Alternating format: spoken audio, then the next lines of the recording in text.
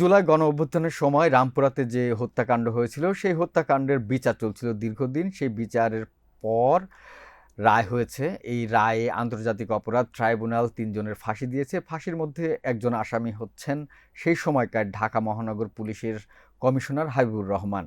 তো এই বিষয়ে আমাদের প্রতিবেদন করেছেন আমাদের সিনিয়র রিপোর্টার আহমেদ আলামিন। আহমেদ আলামিন, এই যে রায় হলো এবং রায়ের ৩ জনকে ফাঁসি দেওয়া হলো, মানে বিচারের কাজ চলছিল অনেক দিন ধরে, সাক্ষী টাক্ষী নেওয়া হলো, টোটাল রায়ে কি কি বলা হয়েছে একটু ধন্যবাদ বিস্তারিত। আপনাকে আমাকে স্টুডিওতে আমন্ত্রণ জানানোর জন্য।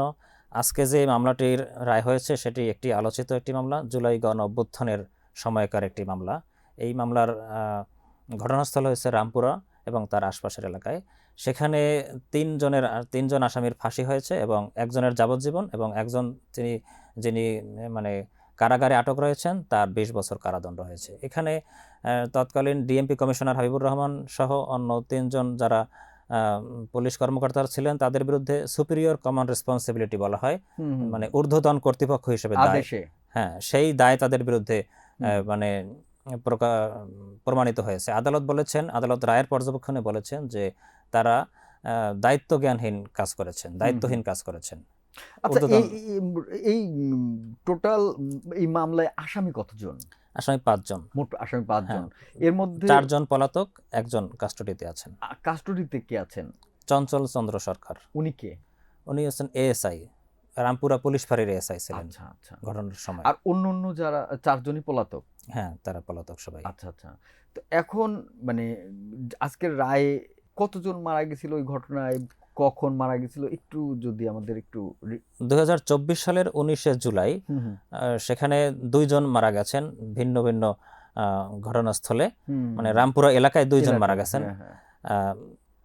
একজন হচ্ছেন একজন মানে শিশু দোকান থেকে আইসক্রিম নিয়ে এসেছিল, তার পিছনে পিছনে তার দাদি যাচ্ছিল, এই সময় গুলিটা হয়। তার শিশুর গুলি তার মাথায় ভেদ করে বেরিয়ে যায় অপর পাশ থেকে এবং তার দাদি পিছনে ছিল, তার দাদির শরীরে গিয়ে মানে আঘাত করে গুলি, দাদি গুলিবিদ্ধ হয়ে মারা যান।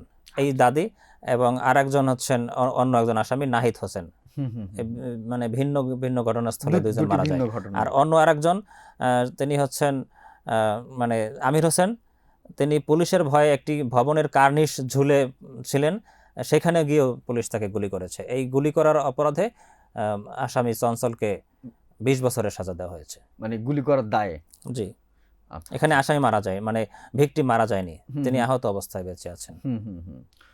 আর ওই শিশুও বেঁচে আছেন, শিশুর দাদি মারা গেছেন এখন পর্যন্ত। মানে তারা মানে আহত অবস্থায় আছেন আর কি, মানে বিকলাঙ্গ পঙ্গু অবস্থায় বলা যায় আর কি।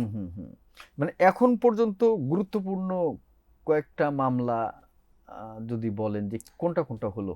এখানে শেখ হাসিনার বিরুদ্ধে মামলার রায় হয়েছে, তারপরে আপনার সাভার আশুলিয়ার লাশ পোড়ানোর মামলা হয়েছে, চানখারপুরের মামলা হয়েছে, মোট ৫টি মামলার রায় হয়েছে আজকের মামলার রায় সহ। মোট ৫টি গুরুত্বপূর্ণ বা আলোচিত। এখনো ২০টির বেশি মামলা বিচারাধীন রয়েছে আন্তর্জাতিক অপরাধ ট্রাইব্যুনালে। আচ্ছা, তো এই মামলার রায়ে যে আপনি বললেন বিচারকের যে পর্যবেক্ষণ, আর কি কি পর্যবেক্ষণ ছিল আপনার?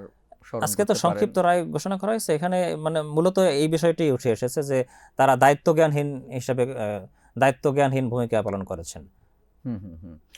না, ঠিক আছে, আপনার ইয়েটা যে মানে ওই সময় ঊর্ধ্বতন কর্তৃপক্ষ হিসেবে তারা যে রকমের মানে গাইড করা উচিত ছিল সেরকম তারা গাইড করেননি, বরং তারা অপরাধটাকে সংগঠিত হতে দিয়েছেন।